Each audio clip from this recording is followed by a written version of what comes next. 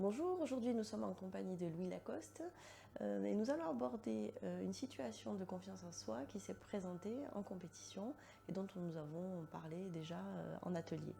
Louis, est-ce que tu veux bien nous remettre un peu dans le contexte de ce cas? Oui, alors ça se situe au Jeux de Paris, donc Mhm. il n'y a pas si longtemps que ça, c'est assez frais. Et on est dans le début de journée de compétition, le deuxième jour de compétition, puisqu'il y avait déjà eu un jour où deux athlètes avaient combattu, dont une athlète avait eu une médaille. Donc on est sur un deuxième jour où finalement on a envie d'avoir autant de réussite et surtout on est avec un compétiteur qui a tout à fait l'ambition de remporter une médaille ce jour-là, ce deuxième jour. Donc il y a eu des bons résultats, ce qui est plutôt motivant, mais qui met un petit peu la pression aussi.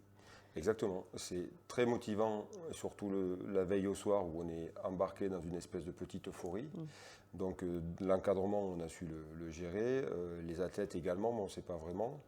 Mais on s'aperçoit, on sait un peu maintenant avec le recul que de toute façon, il y a une petite pression supplémentaire pour les sportifs du deuxième jour, qui veulent faire aussi bien que les précédents. Donc il y a un élan et une pression en même temps. Alors, donc, que se passe-t-il? On arrive le matin, tout se passe bien, hein, on quitte le village en temps et en heure, il n'y a pas de soucis particuliers, pas de stress évident, ou en tout cas qu'on repère de la part de l'encadrement et des deux athlètes du jour. On arrive à la salle de compétition ou d'échauffement, on s'installe comme la veille au même endroit, donc plutôt un endroit plutôt bien placé dans la salle d'échauffement, parce que c'est pas toujours le cas. On a nos petits repères là et on lance notre journée comme prévu avec les petites routines habituelles d'installation. On est là presque 2 heures avant le début de la compétition. On a notre plan de journée avec les horaires de passage, les adversaires que vous rencontrez, en tout cas les premiers. Voilà, donc on est prêt avec tout ce qu'on a pu préparer en amont lors de la préparation terminale, évidemment. Le sportif lance sa petite routine matinale, sa petite mobilité articulaire, le réveil musculaire, etc. Et puis après, il arrive toujours le moment où l'entraîneur et l'athlète sont en même temps, en tout cas avec nous, pour nous c'est comme ça, où on est un peu plus dans le spécifique et l'entraîneur amène ou entraîne tout doucement dans une énergie de plus en plus intense, avec un discours aussi de motivation qui va avec. Et en général, les deux se synchronisent et puis ça monte en puissance pour arriver à l'heure d'abord de la chambre d'appel, puis ensuite de la réalisation de la compétition. Donc dans ce début de routine, on va dire, tout se passe relativement bien. Et puis quand l'entraîneur et l'athlète se rencontrent, ou en tout cas commencent à travailler ensemble, on sent un décalage. Habituellement, quand l'entraîneur avance et monte en puissance, la tête y suit.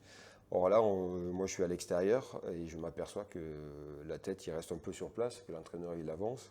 Je vois bien le décalage en fait de l'extérieur, c'est assez évident. Donc tu vois de Mais l'inhibition du côté de l'athlète? pas tout à fait encore, mais je vois qu'il y a un décalage. Donc je vois aussi que l'entraîneur s'agace un petit peu, puisqu'habituellement Ça suit tout pas ça ça suit justement. pas, Oui. voilà.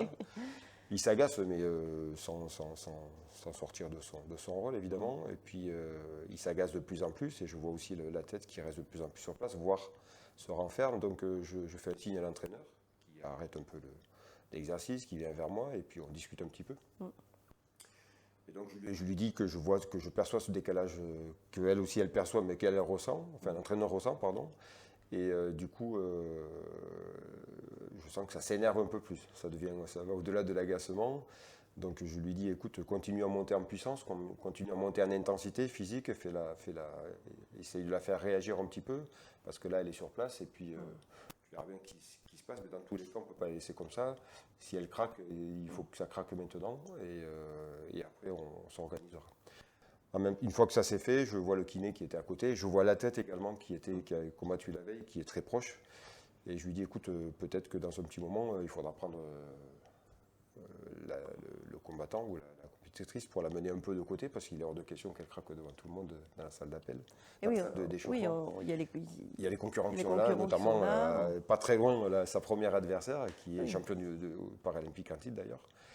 Et donc du coup, voilà, on s'organise un petit peu comme ça. Et effectivement, très vite, l'entraîneur a vraiment activé un peu plus fort l'intensité des exercices et de l'échauffement.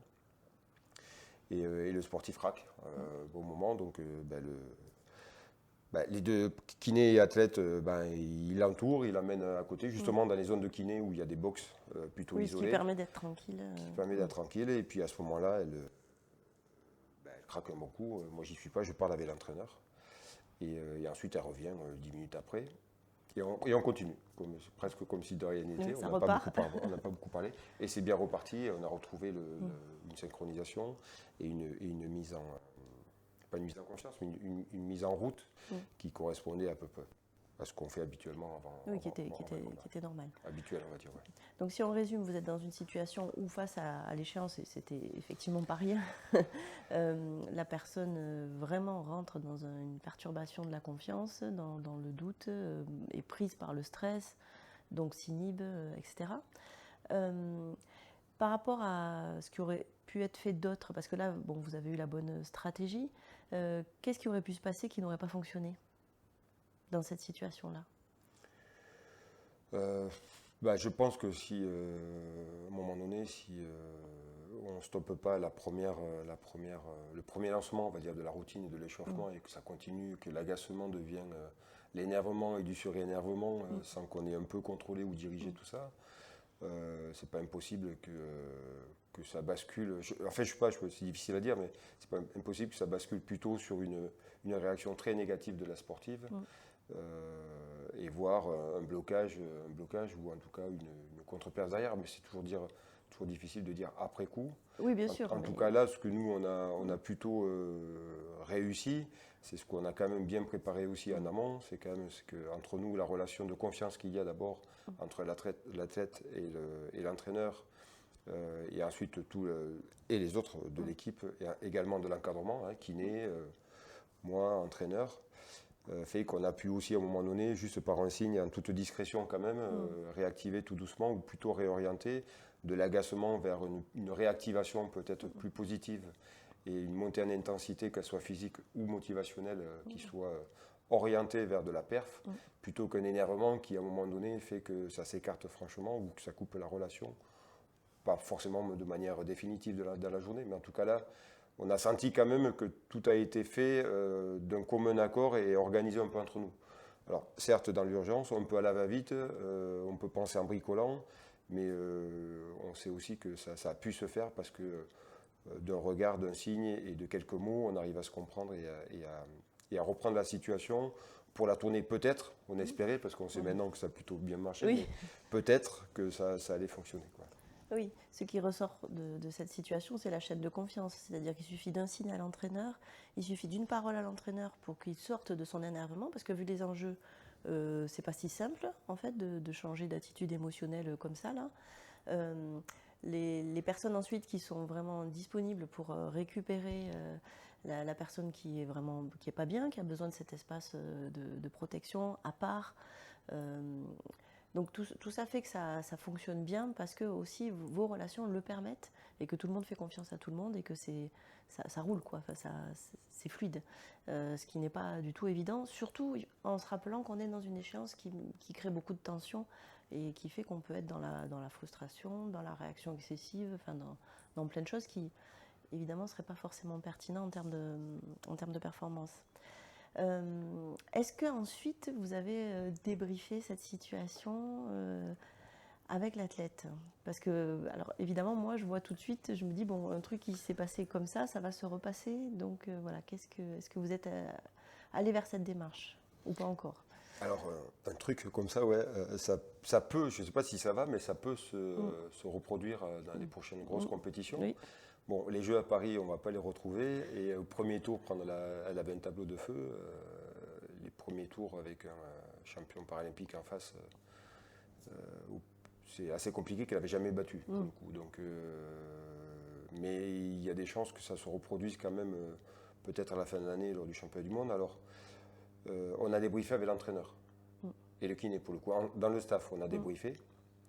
Et avec l'athlète, moi je lui en ai reparlé, mais assez tard finalement, plutôt là, en début d'année. Oui, ce qui n'est pas plus mal. Quelques mois après, mais elle n'a pas voulu tellement y revenir dessus.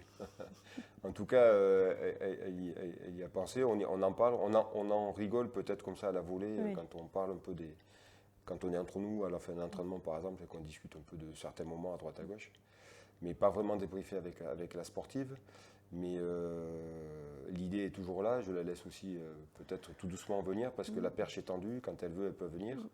En tout cas, à l'approche du championnat du monde qui sera à la fin de cette année-là, dans quelques mois, il y aura aussi le préparateur mental qui sera avec nous, et qui sera missionné aussi pour aller un peu questionner au moins elle en individuel, et après on verra bien comment on le discute tous ensemble. Ok, merci Louis, et à bientôt pour d'autres séquences sur la confiance ou d'autres sujets. Avec plaisir.